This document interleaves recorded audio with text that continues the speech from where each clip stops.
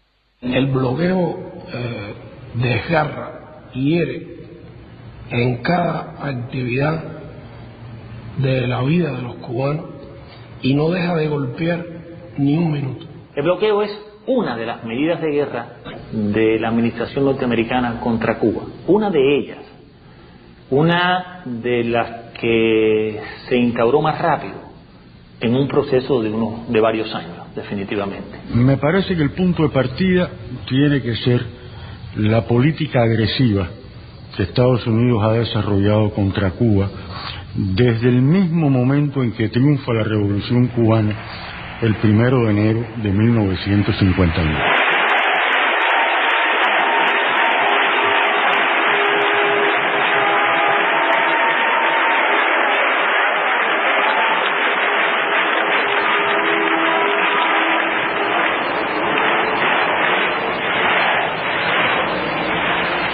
Cae el régimen de Batista. La noche del 31 de diciembre, aunque algunos se fueron unos días antes de los jerarcas de aquel régimen, esta gente se va llevándose plata. El New York Times publicó un editorial donde reconoce que esas personas que se fugaron de Cuba al caer el régimen de Batista se llevaron consigo físicamente los valores del Tesoro Nacional cubano. ¿Usted ha visto un centavo de ese dinero? Jamás ni extraditaron a los ladrones ni devolvió el gobierno de Estados Unidos un céntimo. De manera de que no hay la menor duda que el primer golpe y uno de los más severos a la economía cubana lo propinó el gobierno de Estados Unidos. Yo diría que antes de que se instaurase el poder revolucionario en Cuba. 23 Guantánamo Sugar Company, 24 United Fruit Company. El bloqueo comienza como una idea de la administración de Eisenhower por derrocar a Fidel Castro en un plazo de 6 semanas. Definitivamente no lo cumplieron. Nosotros hemos tomado las medidas pertinentes para resistir y, óigase bien, para rechazar cualquier agresión directa de los Estados Unidos, si hacen un bloqueo, van a engrandecer a nuestra patria, porque nuestra patria sabrá resistir. No hay duda que resistiremos cualquier bloqueo que pase.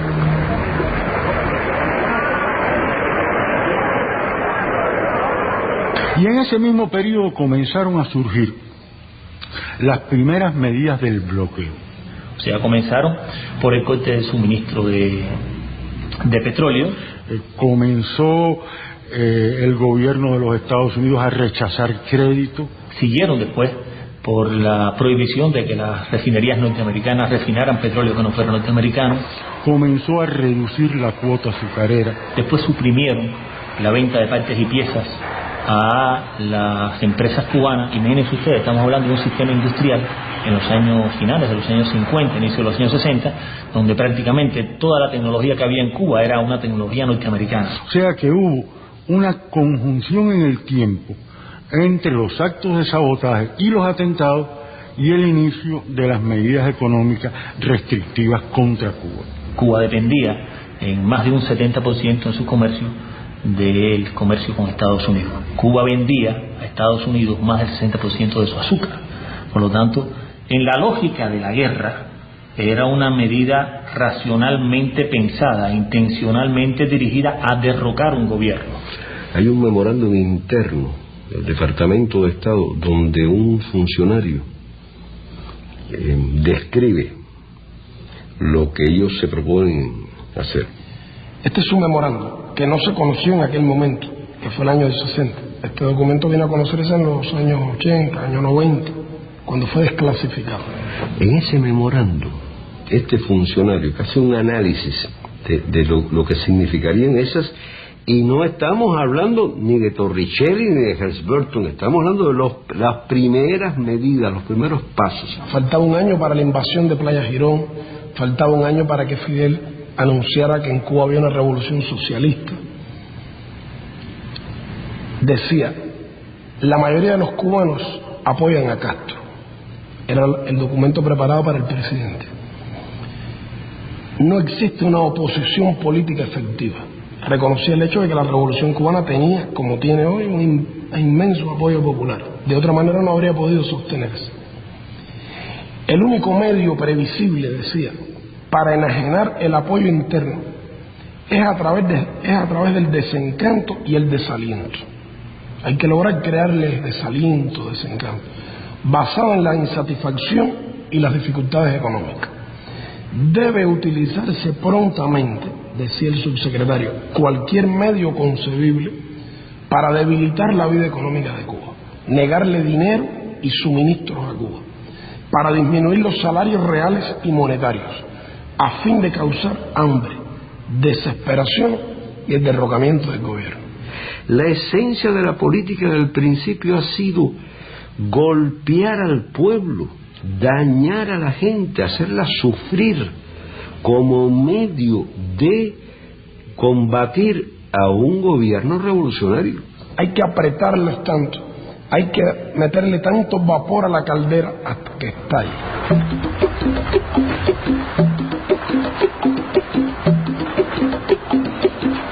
El bloqueo nos impide exportar a los Estados Unidos. Cuba no puede vender nada en los Estados Unidos.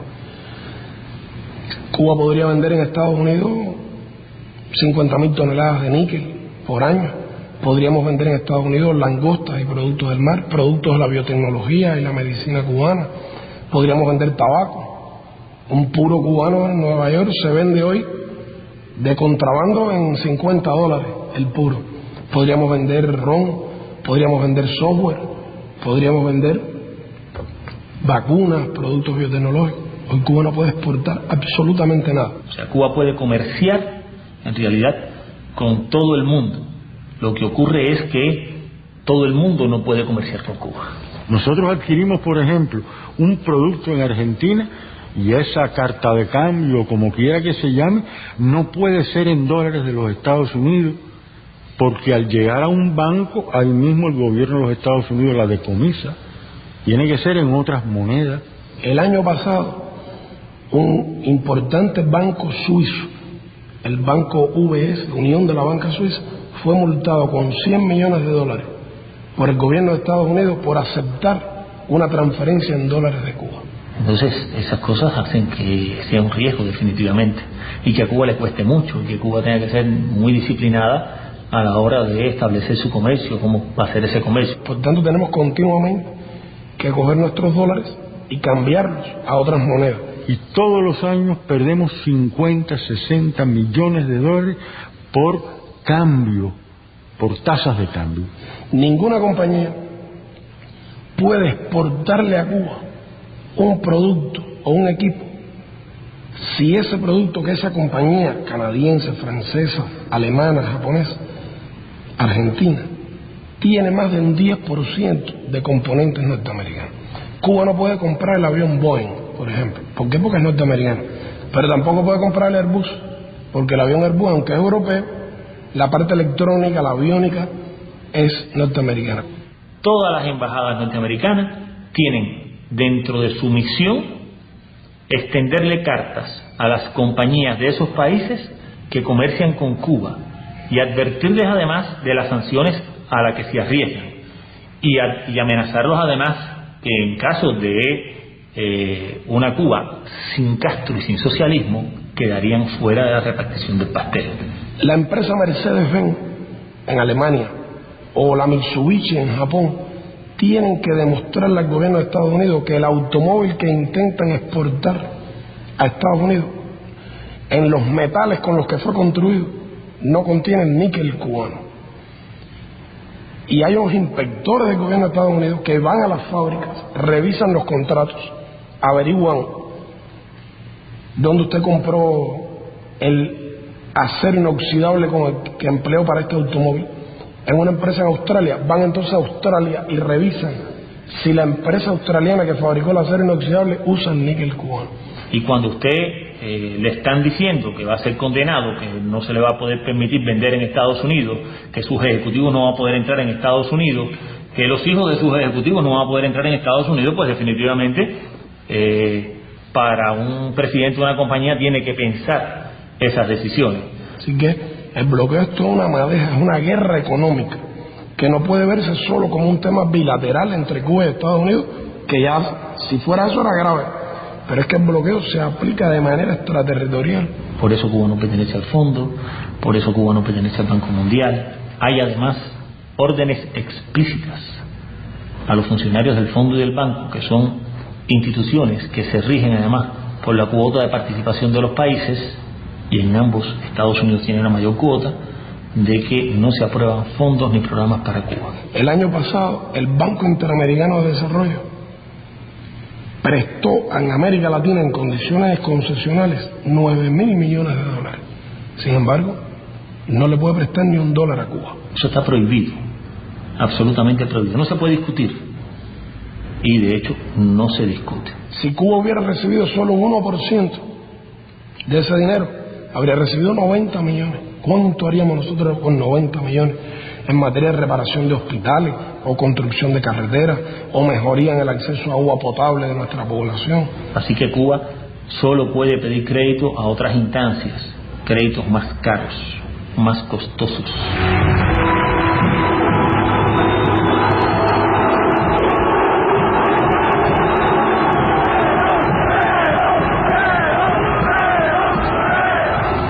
El bloqueo había sido roto por primera vez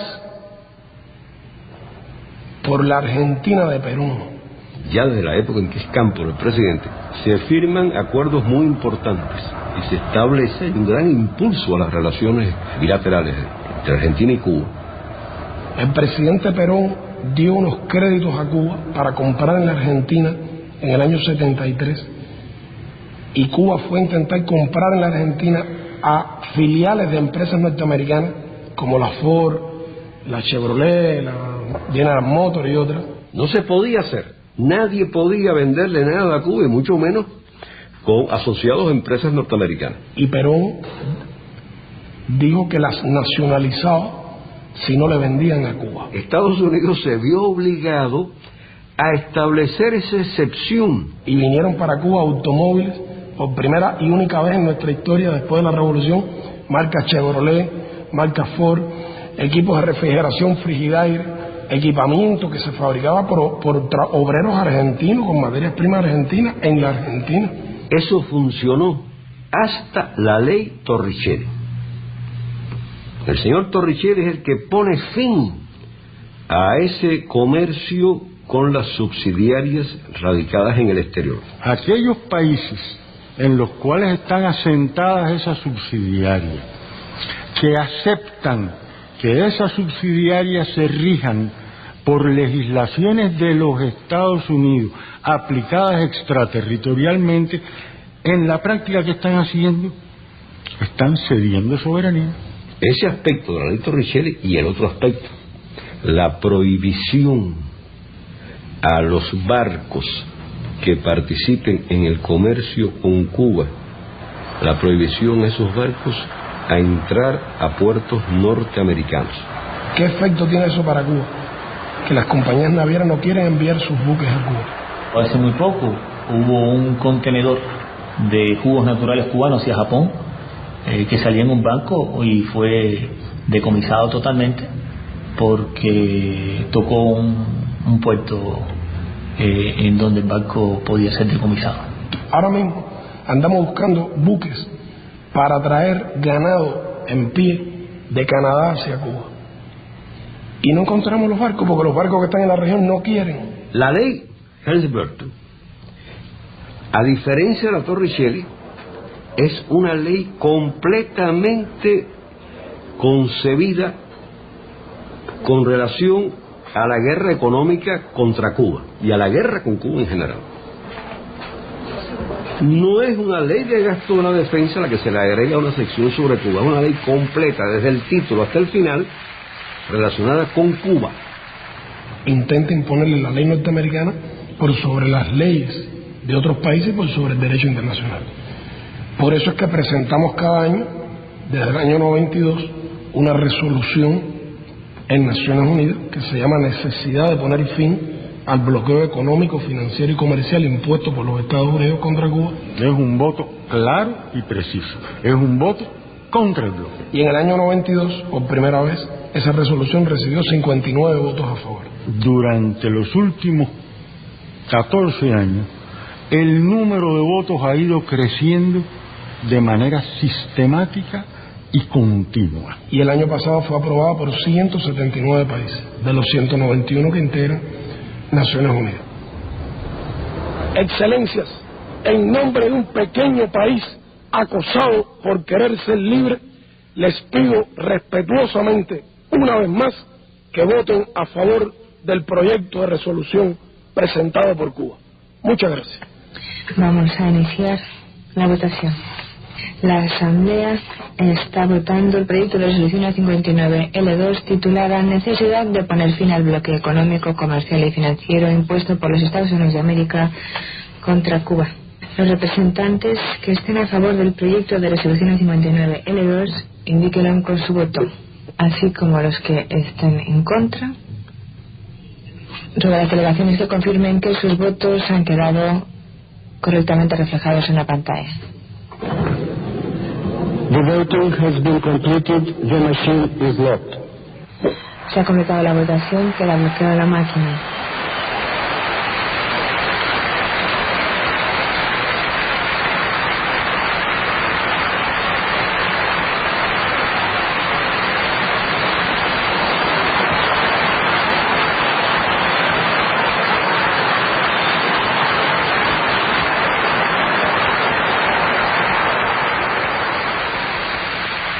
Que las resoluciones que aprueba la Asamblea General de Naciones Unidas son recomendaciones, no tienen carácter obligatorio y las Naciones Unidas no tienen medio de hacer cumplir esa resolución. Y en segundo lugar, el elemento político, que es, hablando muy en criollo, que a los Estados Unidos le importa un bledo las Naciones Unidas. Es una muestra de arrogancia imperial, de desconocimiento de un clamor internacional, de desconocimiento del derecho internacional. Lo único que le interesa es tratar de lograr unas Naciones Unidas que responda 100% a sus intereses. Mientras más ha crecido el rechazo dentro de Estados Unidos y en la comunidad internacional a la aplicación del bloqueo, más duro ha sido. El gobierno de Bush ha apretado las tuercas del bloqueo hasta límites desconocidos antes. Y yo creo que el bloqueo a nosotros es una cosa muy injusta. Que llegar a Cuba muchos medicamentos, equipos médicos, hacer negocio con otros países, desarrollarnos. Nos cierran todo. Y eso lo estamos sufriendo ahora con el problema de la electricidad, que son horas y horas sin luz. Claro, primero ponemos lo que es la alimentación, pero todo lo demás también afecta, un par de zapatos, una ropita, cualquier cosa. Ahora mismo usted ve el transporte como lo tenemos. ¿Usted cree que el transporte debía estar así? No debía estar así. Pero ellos no lo dejan, ni una pieza no dejan comprar por allá afuera. Que mientras exista el bloqueo va a haber necesidad, miseria. Personalmente afecta lo que es el comercio y personalmente afecta a la familia de uno como tal. En las cosas como la medicina, que no hace falta a nosotros y por el medio del bloqueo tenemos que comprarlo con un tercer país. Y nuestro sistema social está dispuesto a pagar lo que sea con tal de curar al enfermo gratuitamente. No nos han vendido. Es lógico que nos afecte y todo cubano que yo creo que se sienta cubano y usted le pregunta y le va a decir lo mismo. Ese es el gran crimen de todo esto que se está haciendo, todo este bloqueo que se está llevando inhumanamente contra cunas de 30 años. Y es ahogar el niño en su cuna. Es decir, aquella frase que decía William Blake, el poeta inglés. Es preferible ahogar un niño en su cuna que matar un deseo, que reprimir un deseo. Esto también se puede ir al revés. Reprimir un deseo, en este caso, un deseo de justicia, un deseo de libertad, un deseo de comunidad, un deseo de igualdad, es matar un niño en su cuna.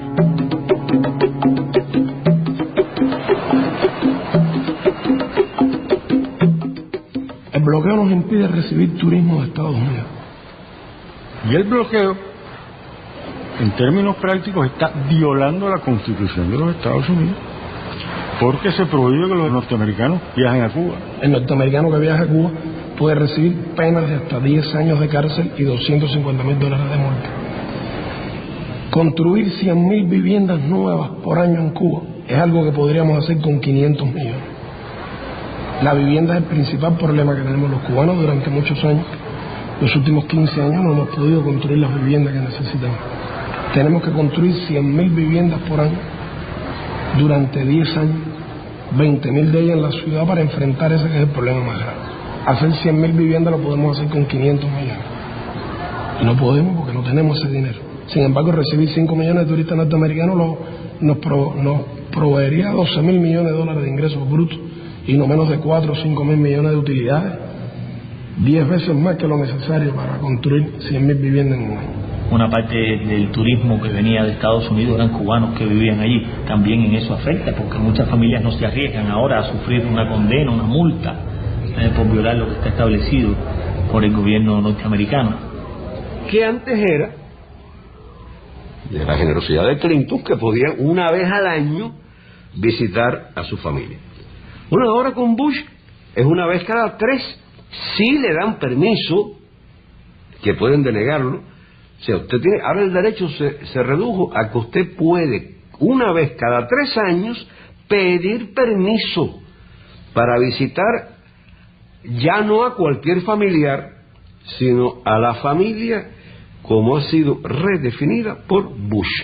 Es un ataque hecho a la familia cubana por el gobierno que supuestamente se ha vendido como defensor de la familia cubana. Así que el bloqueo realmente es el principal obstáculo para un mayor bienestar de los cubanos.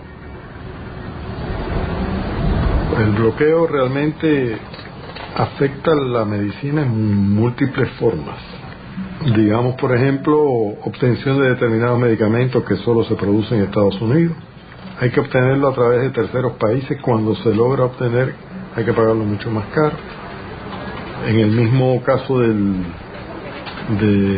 las enfermedades infecciosas, cuando sale un nuevo antibiótico o un producto para combatir un vector, por ejemplo, bueno, tampoco podemos obtenerlo. Conozco casos de gente muy desesperada cuando no tenía una medicina para aliviar el dolor de un anciano o para salvar a un hijo, etcétera. O sea, ha habido mucha mucha rabia, mucha desesperación, mucho sufrimiento, digamos, en la gente. Que haya pacientes que necesitan en un momento determinado un producto que no está en el país y que hay que mandarlo a comprar el norteamericano y no lo podemos obtener, y entonces se ve afectado ese paciente.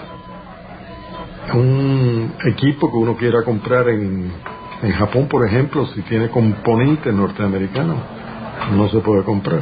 Como ocurrió con una compañía canadiense a la que le compramos equipos médicos y después fue comprada a su vez por una compañía norteamericana y ahora nos niega las piezas de repuesto porque si no es sancionada por el gobierno de Estados Unidos. Se nos trató de privar de la influencia de las corrientes de la cultura universal. El bloqueo impide de manera sistemática, a partir de sus diferentes regulaciones, en sus diferentes momentos, impide el intercambio de estudiantes de los Estados Unidos de Norteamérica con estudiantes cubanos, e impide el intercambio de profesores de los Estados Unidos de Norteamérica con profesores cubanos. Inclusive ahí se perjudican también los norteamericanos, porque Cuba tiene resultados interesantes y cada día les cuesta más trabajo venir a Cuba para congresos. Por ejemplo, los éxitos de nuestro centro de investigación biotecnológica y de ingeniería genética, todo lo nuevo que se ha creado. Intentaron inclusive que las publicaciones cubanas no pudieran ir a revistas norteamericanas. Eso lo intentaron, pero hubo una rebelión de las editoriales norteamericanas y tuvieron que retirar esa medida. Usted está completamente prohibido entrada en los Estados Unidos porque usted está tildado como yo soy como una figura pues que represento peligro para ¿cómo se llama? Para los Estados Unidos. No puede ser, porque yo lo único que hago es cantar. El arma mía es el canto, en mi boca. Yo no cojo a mí, mi mano está limpiecita, automáticamente limpia, no tengo nada que ver con ningún tipo de arma. Ahora, si con la voz usted emite, usted mata o eso, no está bien. Pero yo creo que mi voz no, al contrario.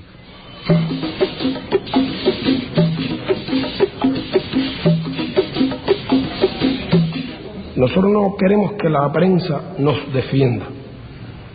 Nosotros queremos que la prensa cuente la realidad, para que la gente saque sus conclusiones por sí misma. Porque el peso del elemento de la manipulación mediática es enorme. Un argentino que se va para Estados Unidos, se dice el argentino emigra, o el mexicano emigra.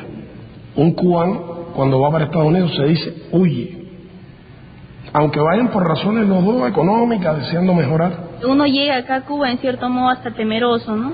Porque se dicen tantas cosas que definitivamente no son ciertas.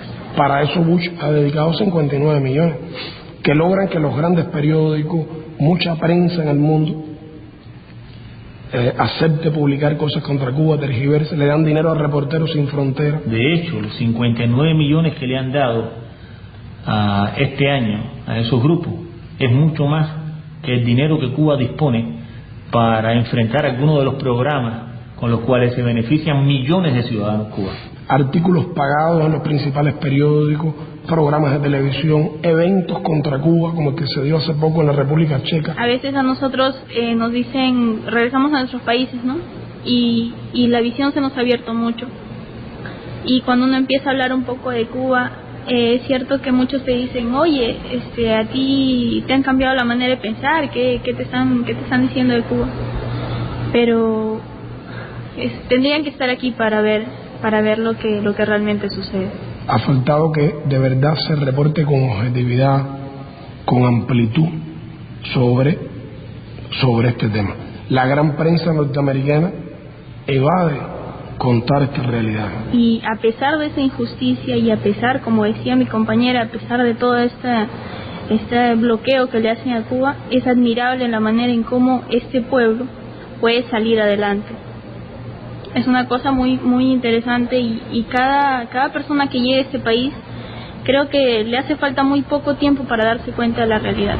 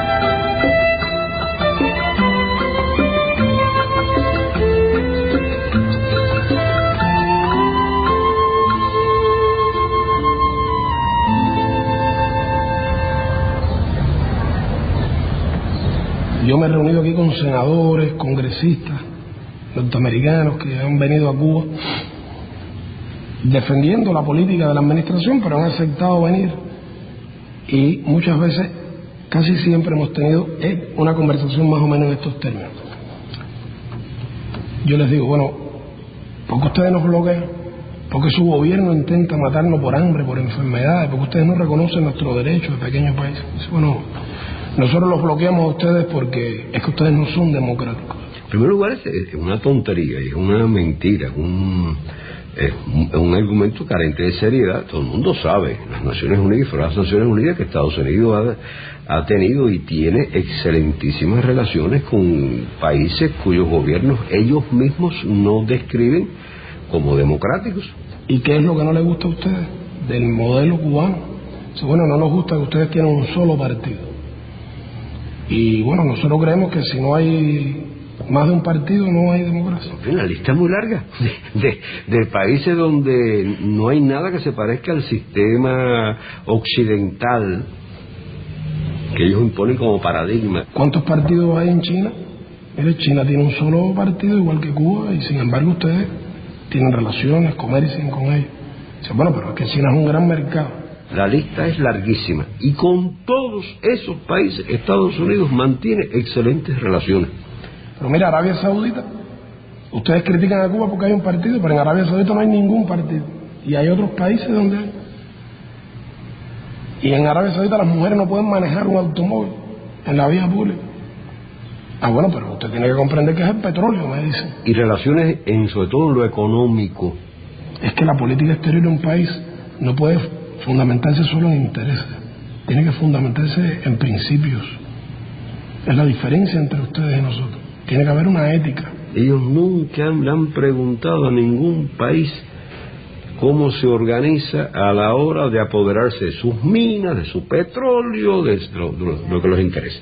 Por tanto, ustedes no pueden venir hablando de que ustedes quieren la democracia en Cuba, entre otras cosas porque ustedes no son precisamente un modelo democrático. Un país donde se necesitan 9 millones de dólares para ser elegido senador y más de 100 millones para ser presidente, no es un país democrático. Porque el sistema norteamericano realmente es para tontos.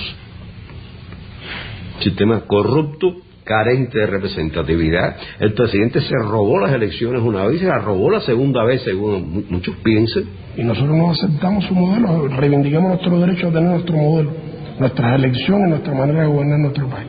Una de las cosas más simpáticas que me tocó vivir acá, bueno, y más leccionadora, fue que como yo soy padre de una cubana, y como ya vivo ya hace más de 5 años, me dieron la posibilidad de votar en la elección. Tú llegabas y ibas a los lugares públicos, ¿entiendes? La bodega, y veías la bibliografía de ella, una cosa pequeña, de una hoja tamaño carta, donde tú veías simplemente las cosas que él había hecho en su vida. Y tú el día de la elección llegabas y votabas, se comentaba, se discutía, se analizaba de por qué este otro candidato, ¿entiendes? Todo eso, pero nada de que él anduviera por las calles paseándose, ni que el otro candidato anduviera por acá ofreciendo cosas, no, todo lo contrario. Ahora tenemos un delegado que él, digamos, hace muchas cosas por el bar, pero es un tipo que nos deja su trabajo, que está todo el día trabajando y que llega después de cierta hora y te atiende en un lugar donde tú puedas hablar con él, o él va a ver cualquier problema que hay y te va a ver a la casa. Trata de mantener todo, digamos, organizado, todo bien. Si fuera una periodista norteamericana, estoy seguro que ya me habría hecho la pregunta, porque ellos lo repiten mucho. No, pero hay quien piensa que ustedes están muy contentos con el bloqueo, que ustedes no quisieran que lo levantaran. Ellos dicen, pretexto de los cubanos, Cuba está mal porque está mal administrada. Siempre yo les digo, y si es un pretexto, porque ustedes no nos quitan el pretexto, levanten el bloqueo y quiten el pretexto para que demuestre que nosotros no tenemos razón. Vamos a hacer una cosa, levántenlo por un ratico nada más. Un año, digamos, un año sin bloqueo, a ver quién ganó.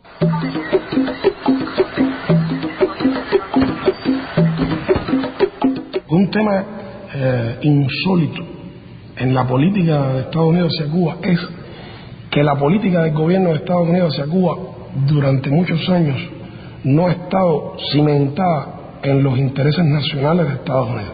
Porque si Estados Unidos formulara una política hacia Cuba, bueno, no habría duda que fomentaría el comercio con Cuba, las relaciones. Las administraciones norteamericanas se han caracterizado, yo creo, en su historia por ser siempre muy pragmáticas. y manejan siempre esa filosofía de si no puedes vencerle, hazlo tu amigo, ¿no? En el caso de Cuba, ellos realmente lo han hecho siempre a la inversa. No han podido vencernos, pero no pueden ser nuestros amigos. Nosotros le hemos propuesto al gobierno de Estados Unidos colaborar en el enfrentamiento a las drogas o en la lucha contra el terrorismo o para evitar la migración ilegal, y el gobierno de Estados Unidos, aun cuando esto le conviene y es bueno para sus intereses, lo rechaza porque teme la reacción de los grupos extremistas de Miami.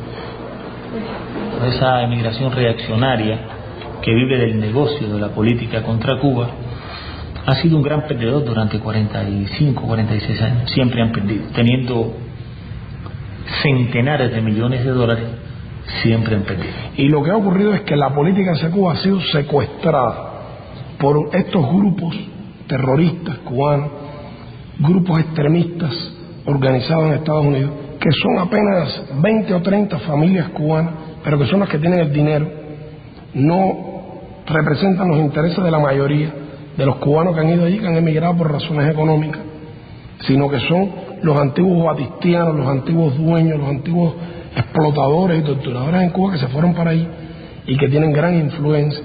No hay que olvidar que el hermano del presidente de Estados Unidos es el gobernador de la Florida. Y entre otras cosas, una de sus fortalezas está en sus relaciones tan estrechas con la parte más reaccionaria de la emigración cubana. Financian, participan en las campañas, por ejemplo, de los 40 nuevos diputados republicanos que fueron elegidos en noviembre, 26 sabemos que han recibido dinero de los lobbies cubanos de ultraconservadores de Miami. Pagando, además, deuda que ese gobierno tiene contraída con esa parte tan reaccionaria de la migración cubana en Estados Unidos, que vive del negocio de la contrarrevolución.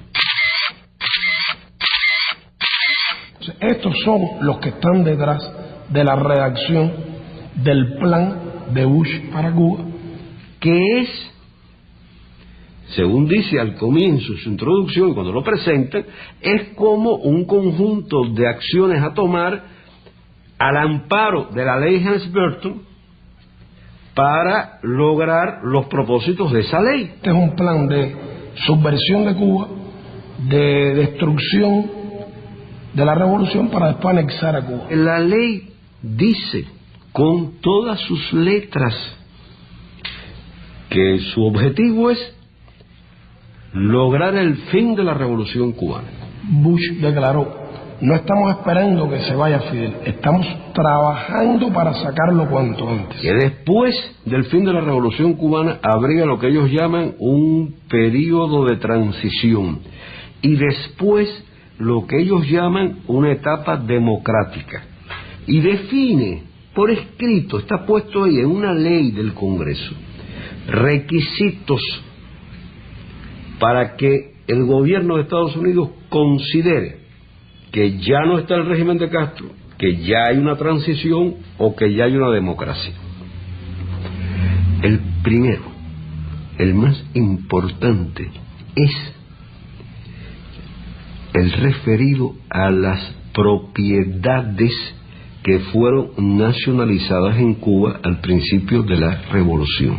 Estados Unidos nombrará en Cuba, después que logre derrotar a la revolución, nombrar un gobernador para Cuba y convertir a Cuba en una provincia de Estados Unidos. Desarmar todo el país, quitarle las cooperativas a los campesinos, quitarle la finquita a cualquiera de esos más de 100.000 campesinos que recibieron su tierra por la reforma agraria.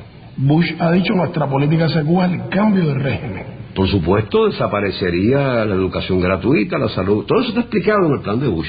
Todo eso es violatorio de la Carta de Naciones Unidas, violatorio del derecho internacional. Un gobierno, por poderoso que sea, no puede arrogarse el derecho de cambiar las autoridades de otro país.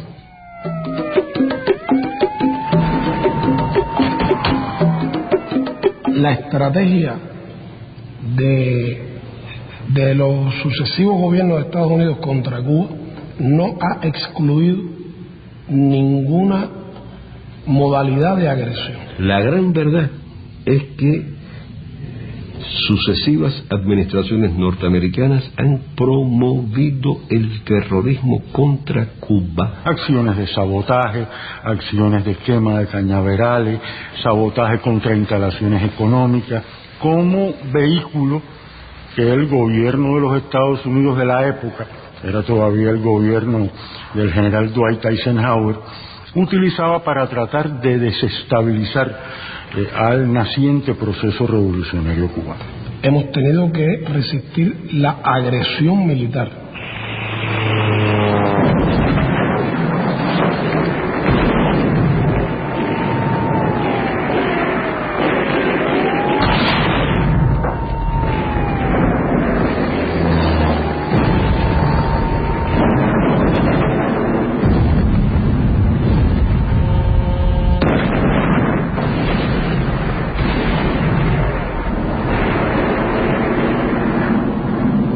Cuba está a minutos de la acción de la Fuerza Aérea, la cohetería, de las unidades militares norteamericanas.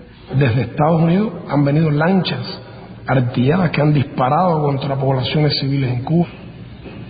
Hemos tenido que soportar la guerra sucia, la organización por la CIA de bandas armadas que operaron en Cuba entre el año 60 y el 67, en que logramos derrotar, que llegaron a tener miles de hombres armados que asesinaron campesinos, asesinaron a jóvenes que habían ido a alfabetizar a las montañas y a las zonas rurales de nuestro país, estudiantes casi niños.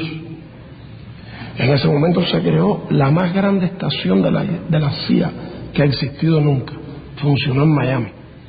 Miles de cubanos fueron allí entrenados en técnicas de demolición, de sabotaje. Hubo el intento de asesinar al Che tirándole con una bazuca en el momento en que fue a intervenir ante la Asamblea General de Naciones Unidas en diciembre del 64. Otra vertiente más cercana es el apoyo, la financiación, el suministro y el aliento que desde el territorio de los Estados Unidos se ha realizado hacia grupos terroristas, tanto dentro de Estados Unidos como en otros países, para que actúen contra Cuba. Manos asesinas colocan bombas incendiarias de fabricación yanqui en el Encanto nacionalizado, un centro de trabajo en el que ganan su sustento miles de familias cubanas. En el mismo centro de La Habana, poniendo en peligro gran número de hogares cubanos, provocan un incendio de grandes proporciones. No les importa la vida de niños, mujeres y ancianos. Con estos actos de barbarie, el imperialismo yanqui pretende destruir nuestras riquezas nacionales y paralizar la producción y promover la escasez. Estuvo la voladura del buque La Cubre, donde murieron más de 100 personas, incluidos marineros franceses y belgas.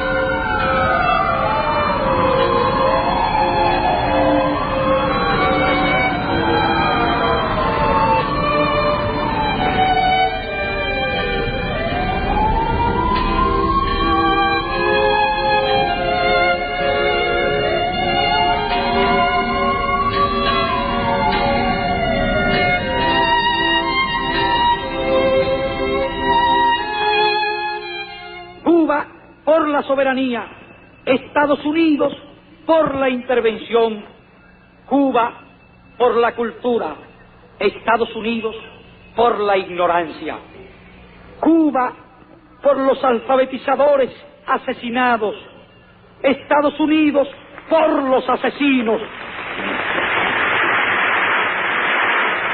Ahí hay crímenes que fueron transfronterizos, que ocurrieron más allá de las fronteras nacionales, y unos cuantos en Estados Unidos. Mi hermano Eulalio emigró a Estados Unidos alrededor de los años 61, 62. Como emigraron muchos cubanos, formó parte del Comité de los 75, que fue un grupo de 75 cubanos, que fue una de las primeras visitas que hubo en nuestro país para lograr precisamente este acercamiento y la reunificación familiar y esta lucha de apoyo en Estados Unidos contra el bloqueo. Comenzó a recibir muchas amenazas y finalmente él es asesinado el 25 de noviembre de 1979 por Omega 7. Se organizaron más de 600 planes para asesinar a Fidel. Ha habido lucha biológica, agresiones en el terreno biológico, epidemias introducidas en el país contra las plantas, contra los animales. La epidemia de dengue hemorrágico, introducido como un virus de laboratorio. En menos de 3 años, 5 graves plagas y epidemias han azotado a nuestro ganado, a nuestras plantaciones y, lo que es peor, a nuestra población. La fiebre porcina, el moho azul del tabaco, la roya de la caña, el dengue hemorrágico y por último la conjuntivitis hemorrágica, que han causado considerables daños materiales y humanos. En el año 81 entra en Cuba en forma no natural el dengue 2. Este dengue 2 aparece simultáneamente en 3 lugares de la isla a 300 kilómetros uno de otro, y se produce una gran epidemia de dengue hemorrágico fuera de todo contexto epidemiológico de la región de las Américas, en donde prácticamente en toda la historia solo 60 casos de dengue hemorrágico se habían reportado en las Américas, y la epidemia cubana se reportaron 10.000 casos de dengue hemorrágico, con 158 muertos, de ellos 101 niños y 57 adultos, y un costo económico de $103 millones en 4 meses, pero logramos controlar la epidemia. En los años 90 comienza todo un complot para destruir el turismo hacia Cuba, que crecía en aquellos años. ¿Por qué vía? Por la vía de poner bombas en los hoteles. En el instante en que yo me percaté de que ya no había nadie, me levanté y me dirigí a poner el explosivo. Llegué, entonces me acerqué como que iba a pedir algo por si la gente me observaba allá, y me senté a ver si salía el bartender. Él no estaba en este momento acá, entonces yo ya traía abierta la maleta con el explosivo enfrente. Lo único que hice fue observar para los lados y disimuladamente saqué el explosivo y lo metí acá y le di vuelta, lo metí y le di vuelta acá. No es solo acabar con la revolución cubana causando hambre y desesperación al pueblo cubano, pero además también matando gente inocente. Hay miles de familias cubanas que perdieron un familiar. Más de 3.000 cubanos han muerto víctimas de acciones terroristas a lo largo de todos estos años. Eso es lo que se llama terrorismo internacional, que existió y que existe, que nació del patrocinio de determinados sectores norteamericanos, en los cuales los Bush ocupan un lugar privilegiado. En septiembre del 98 arrestan a 5 compañeros cuya misión fundamental en la vida era precisamente enviarle a Cuba esas informaciones, esos datos que hubieran podido ayudar a frustrar las acciones terroristas. El gobierno norteamericano conoce que existen porque Cuba le ha entregado información detallada de quiénes son, dónde radican, qué hacen, qué organizan. Sin embargo, nunca han hecho algo por protegernos, lo ignoran realmente. Nosotros nosotros cumplimos con el FAA. De hecho, yo me reuní con el director del FAA local de aquí, de Miami, el día anterior, y le expliqué que íbamos a ir en aguas cubanas, y él nos recomendó que usáramos toda la discreción nuestra y no romper ninguna ley americana, y nosotros con eso cumplimos. ¿Crees que, o sea, tú estás convencido que no violaste ninguna ley americana? Yo creo que no, ninguna. ¿Y cubana? Esa no me importa. Estados Unidos miente cuando habla de una supuesta lucha contra el terrorismo. El gobierno de Estados Unidos transmite con emisoras de radio y con emisoras de televisión desde Estados Unidos, desde aviones de la Fuerza Aérea, tratando de borrar las estaciones cubanas, es decir, violando nuestro espacio radioeléctrico. La llamada Radio Martí y la TV Martí. Esos dos engendros. Que tú tratas de oír la emisora cubana y oyes una transmisión desde Estados Unidos donde dan consejos prácticos para incendiar tu fábrica sin ser descubierto, donde alientan la violencia, donde alientan el asesinato, donde le dicen a la gente por radio continuamente: el problema de Cuba se resuelva si logramos matar a Fidel. Imagínate, terrorismo mediático.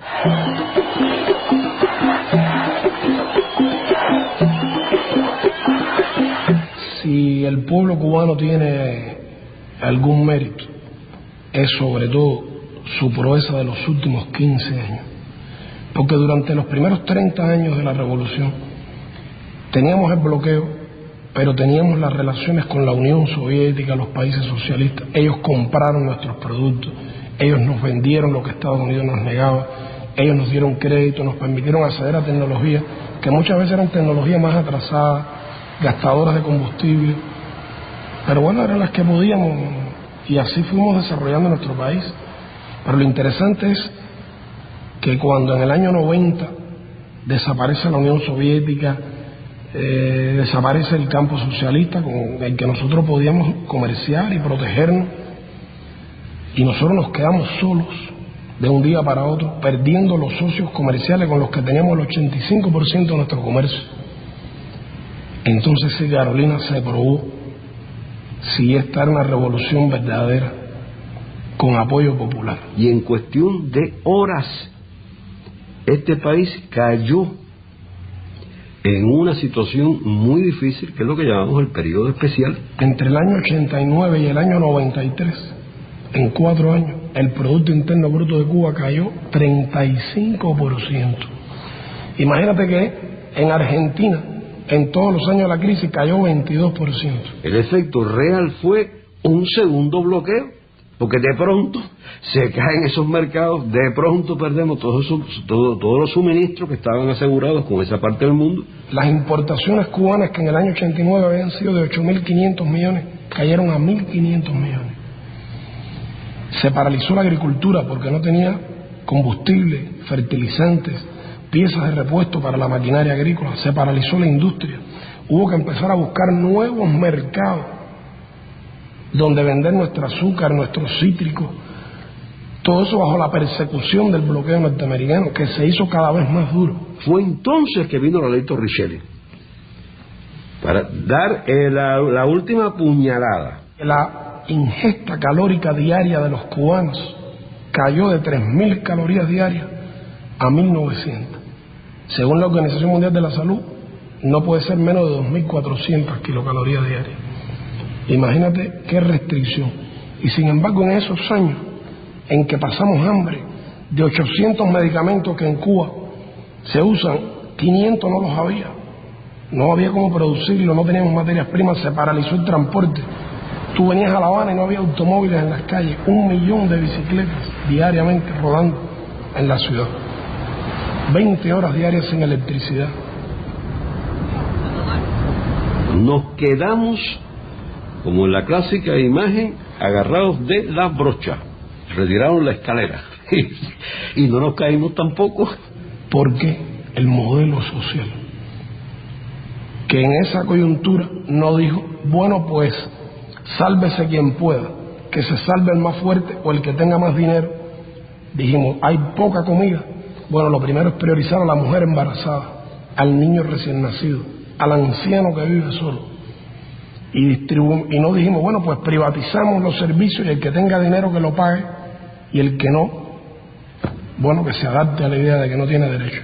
Ha habido que levantarse, que superarse, que ser capaces de ser más creativos, de ser más esforzados. Dijimos, vamos a mantener nuestras escuelas abiertas, aunque no tengamos los libros, aunque tengamos cuando termine el curso que coger esos libros, volverlos a coser para entregárselos a los niños. Las familias se prestaban los uniformes de unos niños a los otros. Compartíamos lo poco que teníamos, la solidaridad entre los vecinos, el Estado jugando un papel, no dejando abandonado a nadie a su suerte. Y hoy, cualquiera que objetivamente vea la situación cubana, tiene que darse cuenta que hoy la situación, con grandes dificultades, con grandes problemas, que usted los habrá apreciado, me imagino, sin embargo, es mejor que la que teníamos cuando comenzó lo que llamamos el periodo especial. Empezamos a desarrollar el turismo, aceptamos un poco de la inversión extranjera, desarrollamos nuevos rubros de nuestra producción, empezamos a producir nuestro propio combustible y poquito a poco fuimos saliendo adelante.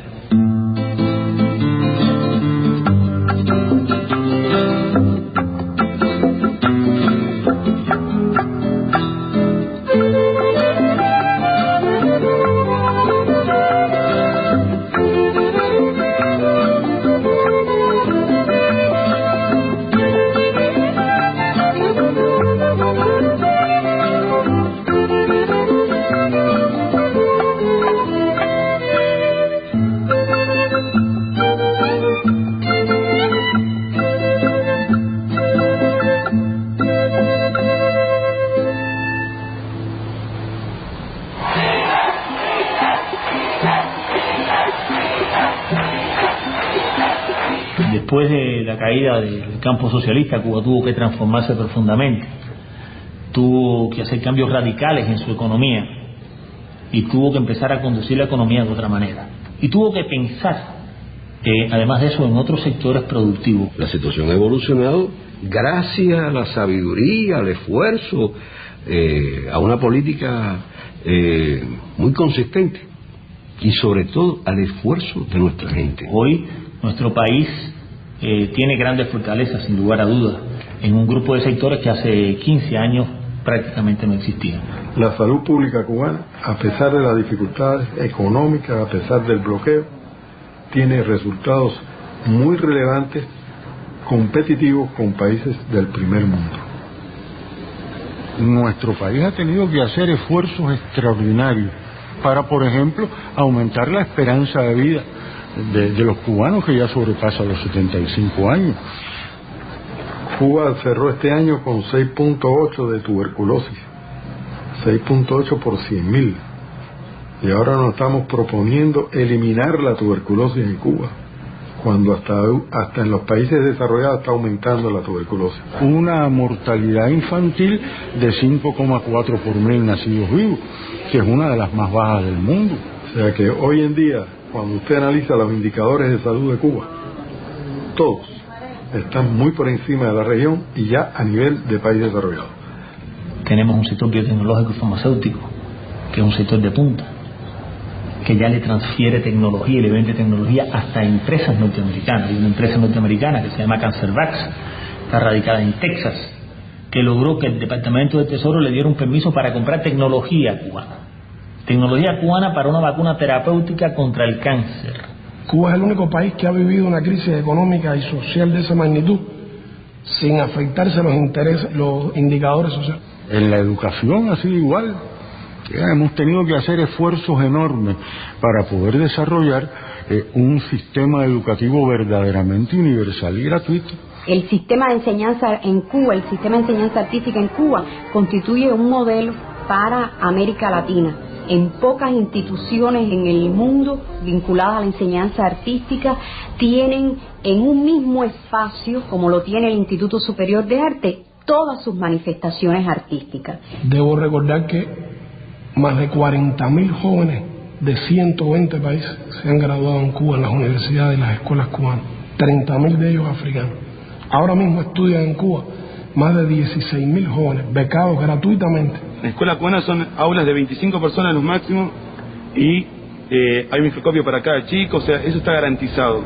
Y saber que esas clases personales no solamente son para nosotros que somos extranjeros, así se le da también a la escuela cubana, algo que bastante fundamental y me parece que vale la pena destacar a pesar del bloqueo.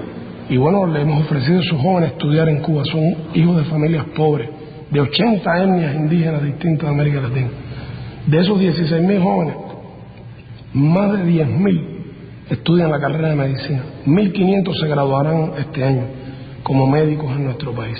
Nosotros tenemos en 68 países, tenemos médicos cubanos trabajando sin un costo para esos países. Es una prueba de la fuerza de las ideas y es una prueba de la vocación social, de la vocación humanista del proyecto de la Revolución Cubana. Nosotros tenemos un sistema muy eficiente, muy solidario y muy ligado al desarrollo de la Revolución Cubana. Yo creo que eso es lo principal y ese es el pecado que no nos perdona. Ellos bloquean a Cuba porque no aceptan la idea de que un pequeño país que fue siempre su feudo se haya convertido en un país independiente, haya desafiado. Bloquean a Cuba porque de alguna manera Cuba es un símbolo de luz. Cuba es la idea de que se puede ser un país distinto, independiente, un país solidario. Solamente quienes viven este proceso desde dentro pueden tener la justa dimensión de la cantidad de energía que ha sido necesaria para que todo esto pueda desarrollarse. Pero le hemos dado a la gente sentido de la dignidad, orgullo nacional de tener nuestra cultura, hablar nuestro idioma, tener nuestras instituciones, haber hecho nuestra constitución por nosotros mismos. En un país que era una colonia norteamericana, donde los soldados de Estados Unidos se retrataban orinándose en la estatua del héroe nacional cubano, donde el embajador de Estados Unidos decidía el presidente que sería elegido y donde las compañías transnacionales norteamericanas dominaban toda la economía de nuestro país. Tenemos defectos como cualquier ser humano, pero tenemos esa característica que nadie más ha podido desarrollar y tampoco hay que enorgullecerse de eso. Los demás pueblos no han tenido la oportunidad de tener que soportar un bloqueo de 45 años y después que se les caiga el amigo y tener un periodo especial de otros 10 en que hay que inventar y que hay que crecerse mucho para sobrevivir. Cuando Fidel se para y explica, la gente sabe que no miente, sabe que no tiene una cuenta secreta en un banco extranjero, saben que nosotros no nos robamos la plata del gobierno, ni vendemos y traficamos influencia para recibir beneficios materiales. La gente en Cuba sabe que cuando se va la electricidad, como ahora que tenemos dificultades y se nos va la electricidad, se va también a las casas de los ministros. Y saben que nuestros hijos no van a colegios especiales, saben que nuestros hijos van allí con el resto de los niños del barrio, en los lugares donde vivimos. Y la gente sabe que sin igualitarismos que no tendrían sentido, pero con una gran austeridad, el gobierno, los que tenemos responsabilidades, trabajamos para la gente y no consideramos los cargos públicos que tenemos una prebenda o un derecho que nos viene, sino una responsabilidad, una oportunidad de servir a nuestros compatriotas. Y tenemos autoridad moral. Ese es nuestro secreto.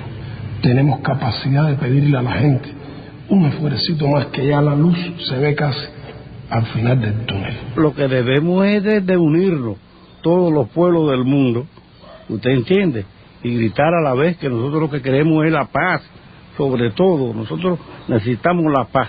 Viviendo nosotros con la paz, hay de todo, se consigue todo. Con una dosis de ilusión, si tú quieres una palabra más linda, más justa, con una dosis de sueño enorme, poniendo junto todo eso, haciendo todo eso una especie de gran, ¿cómo te diría?, de un aquavite, de un agua de vida, haciendo que todo eso arda de alguna forma, es que va a surgir en cada uno de nosotros la solución o la posible solución para ese momento y para esa circunstancia. El bloqueo se gana fundamentalmente con la fortaleza de la revolución y con la solidaridad, lógicamente, de los países del mundo, ¿no? Y no tengo duda de que el bloqueo será levantado y que si no somos nosotros, nuestros hijos, nuestros nietos verán a su país desarrollado y libre sin la presión del bloqueo.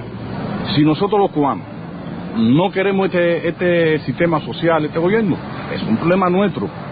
Nosotros somos los que tenemos que luchar por mantenerlo o luchar por quitarlo. Pero que en este caso el imperialismo norteamericano se ha arrogado el derecho de quererse los tutores del mundo, los que dirigen la política del mundo. Yo quito y pongo al gobierno que me beneficie. Pero hay una realidad histórica. Ser diferente y puede ser costoso. Y Cuba lo está pagando, lo tiene su premio. Precisamente por resistir tanto, la gente no quiere, no respeta. Hay que luchar, si usted no lucha no puede llegar a tener lo que usted quiera tener. Además, ¿qué sistema político tú me quieres imponer a mí como América Latina? Si en 100 años, ¿qué progreso tiene América Latina? Más pobreza, más subdesarrollo, más miseria, los niños no van a la escuela, usted lo ve en los vertederos buscando comida, usted lo ve en la calle limpiando zapatos en horario de clase. Entonces, ¿qué modelo social tú me quieres imponer a mí? Si es que yo estoy mirando, no sirve. Aquí el gobierno ha hecho cosas casi imposibles de hacer por salir adelante. Pero bueno, aquí estamos, con bloqueo y sin bloqueo, aquí estamos y seguimos para adelante. Porque no dejaremos que nos opriman ni nos destruyan por nada del mundo ni por nada. Y para adelante y construir hasta adelante. Y los pueblos poco a poco se van despertando. Y poco a poco la independencia y la integración de América Latina va a llegar. Más temprano que más tarde, pero va a llegar.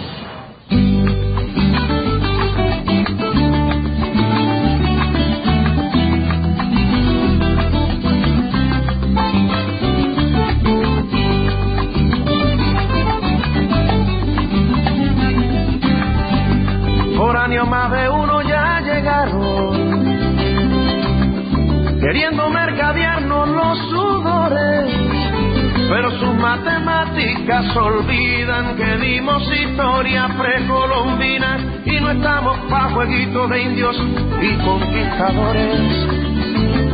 Agradecidos de lo que acompaña, limpieza de alma conocimos y yo, y nos valoran por horas de compañía, de esperanza o de consuelo, sin importar las millas, horas de vuelo.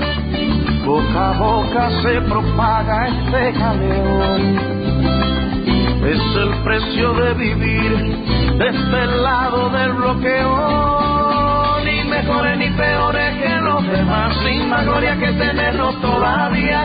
Seguimos saludables de amistad, haciendo de la lágrima alegría.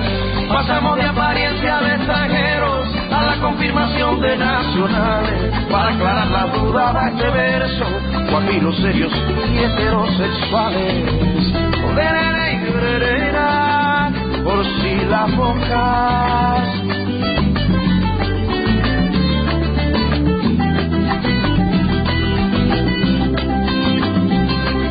Por si las moscas.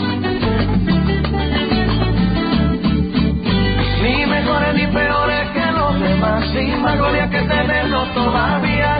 Seguimos saludables de amistad, huyendo a la epidemia bobería, sin farándula ni piña ni intenciones de colgarnos a los movimientos. El tiempo nos revienta de canciones, obreros de los buenos sentimientos. Ni mejores ni peores que los demás, sin más gloria que tenernos todavía. Seguimos saludables de amistad, haciendo de la lágrima alegría.